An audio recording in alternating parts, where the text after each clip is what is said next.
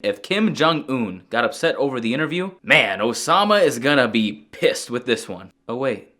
Popstar! Never Stop, Never Stopping. Popstar Never Stop, Never Stopping is the newest comedy created by The Lonely Island that is essentially a parody of Justin Bieber's Never Say Never documentary film. We follow international pop sensation Connor for Real. Connor for Real is in Connor and then the number 4 and then Real all pushed together. That's his name.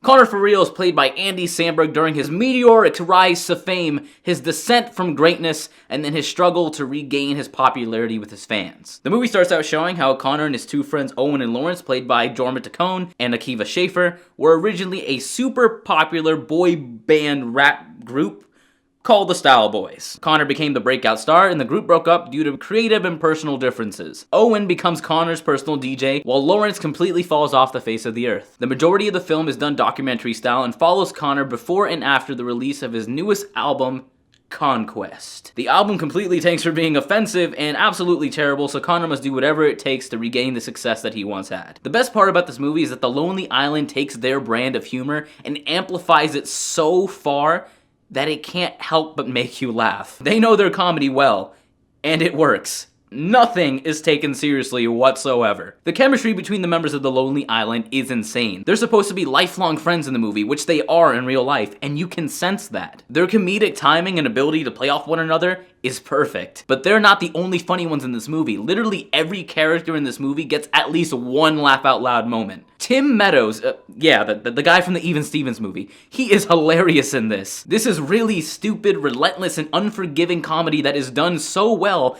that it almost makes it seem intelligent. If you have listened to any Lonely Island song or have seen Hot Rod, you know exactly what you're gonna get with this movie, except this is even better. And because it's done documentary style, there's a whole bunch of cameo interviews throughout the entire film. The cameo interviews throughout this film are hilarious just because they were able to get some of the most revered recording artists to say some of the most ridiculous things. They had the legendary rapper Nas and the uber popular DJ Khaled calling Connor for Real the greatest musician on the planet. What makes this movie even more fun to watch is that you see all of the music that Connor creates and then performed in these massive sold out stadiums. The songs are so ridiculously over the top and so offensive that it's hard not to laugh. There's an entire song in this movie that's basically one giant sexual innuendo talking about how the USA Bin Laden. What's even better is that the movie exposes and parodies every aspect of the entertainment and music industry. There's an insanely over-the-top parody of TMZ that almost had me in tears because it was so accurate. There's even a scene where Connor proclaims that nobody cares about who actually writes the music anymore,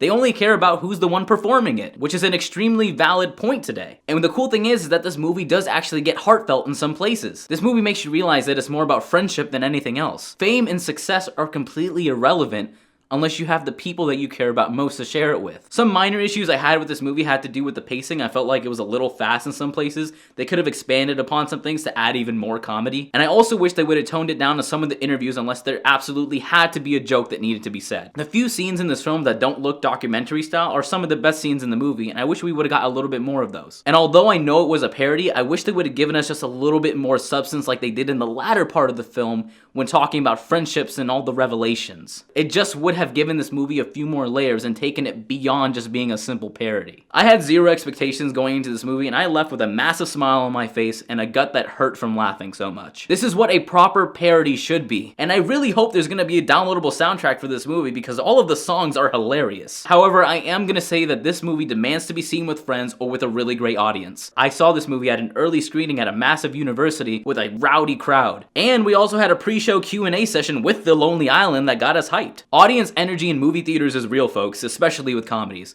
and this movie was a great time to watch. So I'm gonna go ahead and give Popstar, Never Stop, Never Stopping, a 7 out of 10. I know I'm really early with this review, but Popstar, Never Stop, Never Stopping. Have you seen it? Let me know what you thought about it in the comment section below. If you like this video, please hit that like button. If you want to see any of my upcoming movie reviews, hit subscribe, and I'll catch you in the next one.